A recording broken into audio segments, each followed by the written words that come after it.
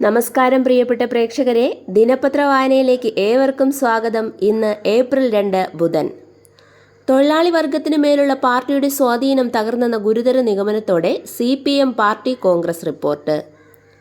പരിഷ്കരിച്ച വഖഫ് ഭേദഗതി ബിൽ ഇന്ന് ഉച്ചയ്ക്ക് 12-ന് ലോക്സഭയിൽ അവതരിപ്പിക്കും. അന്യായ ഇറക്കുമതി തീരുവ ആരോപിച്ച് ഇന്ത്യ അടക്കം കൂടുതൽ രാജ്യങ്ങൾക്കെതിരെയുള്ള പകരത്തിനു പകരം തീരുവ US പ്രസിഡന്റ് ഡൊണാൾഡ് ട്രംപ് ഇന്ന് പ്രഖ്യാപിക്കും. എമ്പുരാൻ സിനിമയുടെ റീ എഡിറ്റിംഗ് പതിപ്പ് ഇന്ന് തിയേറ്ററുകളിൽ. കേരള സർവകലാശാലയിൽ MBA പരീക്ഷയുടെ ഉത്തരക്കടലാസ് നഷ്ടമായ സംഭവത്തിൽ 71 വിദ്യാർത്ഥികളുടെ പുനഃപരീക്ഷ ഏപ്രിൽ 7-ന് നടത്താനും അന്ന് പരീക്ഷ എഴുതാൻ കഴിയാത്തവർക്ക് 22-ന് വീണ്ടും അവസരം നൽകാനും സർവകലാശാല തീരുമാനിച്ചു. ബഹിരാകാശ ഗവേഷണങ്ങളെക്കുറിച്ച് APJ അബ്ദുൽ കലാം സ്വപ്നം കണ്ട തുമ്പയിലെ VSSC കേന്ദ്രത്തിന് സമീപം അദ്ദേഹത്തിന്റെ പൂർണ്ണമായ പ്രതിമ സ്ഥാപിക്കുന്നു.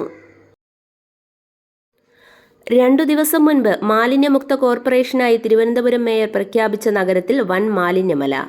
ഹരിതകർമ്മ സേനാംഗങ്ങൾ ശേഖരിക്കുന്ന അജൈവ മാലിന്യം ചാക്കുകളിലും അല്ലാതെയും ജഗതി ഗ്രൗണ്ടിൽ മല പോലെ കൂട്ടിയിട്ടിട്ടുണ്ട്. കഴിഞ്ഞ മാസം 28-ന് ശുചിത്വ വാർഡായി പ്രഖ്യാപിച്ച ജഗതി വാർഡിൽ ഉൾപ്പെട്ടതാണ് ഈ ഗ്രൗണ്ട്. ഇതേ സ്ഥിതിയാണ് പലയിടങ്ങളിലും. റോഡ് അപകടങ്ങളെക്കുറിച്ച് പോലീസ് പഠന റിപ്പോർട്ട്. വളവുള്ള റോഡുകളാണ് അപകട മേഖലയെന്ന ധാരണ തിരുത്തി 2024-ലെ അപകടങ്ങളുടെ കണക്ക്. സംസ്ഥാനത്ത് കഴിഞ്ഞ വർഷം ഏറ്റവും കൂടുതൽ വാഹനാപകടമുണ്ടായതും കൂടുതൽ പേർ മരിച്ചതും റോഡുകളിലെ വളവില്ലാത്ത ഭാഗങ്ങളിലാണ്. CPM പാർട്ടി കോൺഗ്രസിന് ഇന്നു തുടക്കം. 80 നിരീക്ഷകർ അടക്കം 881 പ്രതിനിധികൾ. നവകേരള നിർമ്മാണത്തിന് സെസ് ഫീസ് ചുമത്തൽ, സ്വകാര്യ പങ്കാളിത്തം ഉൾപ്പെടെ ബദൽ മാർഗങ്ങൾ മുന്നോട്ട് വയ്ക്കുന്ന പിണറായി സർക്കാരിന്റെ നയങ്ങൾക്ക് പിന്തുണ തേടി CPM പാർട്ടി കോൺഗ്രസിൽ കേരള ക്യാമ്പയിൻ. ഹിമാലയ സാനുക്കളുടെ ചാരെ ഇന്ത്യ എത്ര സുന്ദരിയാണെന്ന് ബഹിരാകാശത്ത് നിന്ന് കണ്ട് വിസ്മയിച്ചു പോയെന്ന് സുനിത വില്യംസ്. തിരിച്ചെത്തിയ ശേഷം ആദ്യമായി നടത്തിയ വാർത്താ സമ്മേളനത്തിൽ ഇന്ത്യയുടെ ബഹിരാകാശ കാഴ്ച എങ്ങനെയുണ്ടെന്ന ചോദ്യത്തിന് മറുപടി പറയുകയായിരുന്നു സുനിത. പിതാവിന്റെ ജന്മനാടായ ഇന്ത്യ ഉടൻ സന്ദർശിക്കാനാകുമെന്നും ബഹിരാകാശ ഗവേഷണ അനുഭവങ്ങൾ ഇന്ത്യക്കാരുമായി പങ്കുവയ്ക്കാനാകുമെന്നും സുനിത പ്രത്യാശ പ്രകടിപ്പിച്ചു. പോലീസ് കസ്റ്റഡിയിലെടുത്ത ആദിവാസി യുവാവ് ദുരൂഹ സാഹചര്യത്തിൽ സ്റ്റേഷനിലെ ശുചിമുറിയിൽ മരിച്ച നിലയിൽ. ഒടുവിൽ സെക്രട്ടേറിയറ്റിനു മുന്നിൽ ആശാപ്രവർത്തകർ നടത്തുന്ന സമരത്തിന് പിന്തുണ പ്രഖ്യാപിച്ച് INTUC. കേന്ദ്ര ആരോഗ്യമന്ത്രി JP നഡ്ഡയുമായി ആരോഗ്യമന്ത്രി വീണ ജോർജ് കൂടിക്കാഴ്ച നടത്തി.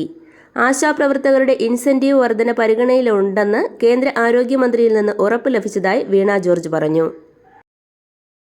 നടപടിക്രമം പാലിക്കാതെ കയ്യേറ്റമൊഴിപ്പിക്കൽ എന്ന പേരിൽ വീടുകൾ ഇടിച്ചു നിരത്തിയ ഉത്തർപ്രദേശ് പ്രയാഗ്രാജിലെ വികസന അതോറിറ്റി 10 ലക്ഷം രൂപ വീതം 6 വീട്ടുടമകൾക്ക് നൽകണമെന്ന് സുപ്രീം കോടതി വിധിച്ചു. പ്രയാഗ്രാജിൽ അധികൃതർ നടത്തിയത് നിയമവിരുദ്ധവും മനുഷ്യത്വരഹിതവുമായ നടപടിയാണെന്നും പാർപ്പിട അവകാശം ഭരണഘടന ഉറപ്പു നൽകുന്ന വ്യക്തി സ്വാതന്ത്ര്യത്തിന്റെ പ്രധാന ഘടകമാണെന്നും കോടതി ചൂണ്ടിക്കാട്ടി. 2 ലക്ഷം കോടിയുടെ ബജറ്റിലേക്ക് കടക്കുന്ന സംസ്ഥാന സർക്കാർ ഈ സാമ്പത്തിക വർഷം കടമെടുക്കാൻ പദ്ധതിയിടുന്നത് 45,000 കോടി രൂപ. ഇന്നു മുതൽ ശമ്പളവും പെൻഷനും കൊടുത്തു തുടങ്ങാൻ സർക്കാരിന്റെ കയ്യിൽ കാര്യമായ പണമില്ല. അതിനാൽ എത്രയും പെട്ടെന്ന് ഈ വർഷത്തേക്കുള്ള കടമെടുപ്പിനായി കേന്ദ്ര അനുമതി കിട്ടേണ്ടതുണ്ട്.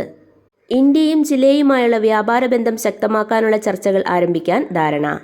5 ദിവസത്തെ സന്ദർശനത്തിനായി എത്തിയ ചിലെ പ്രസിഡന്റ് ഗബ്രിയേൽ ബോറിച്ചുമായി പ്രധാനമന്ത്രി നരേന്ദ്രമോദി നടത്തിയ ചർച്ചയിൽ പ്രതിരോധം, ധാതു, ആരോഗ്യ മേഖലകളിൽ കൂടുതൽ സഹകരണത്തിനും ധാരണയായിട്ടുണ്ട്.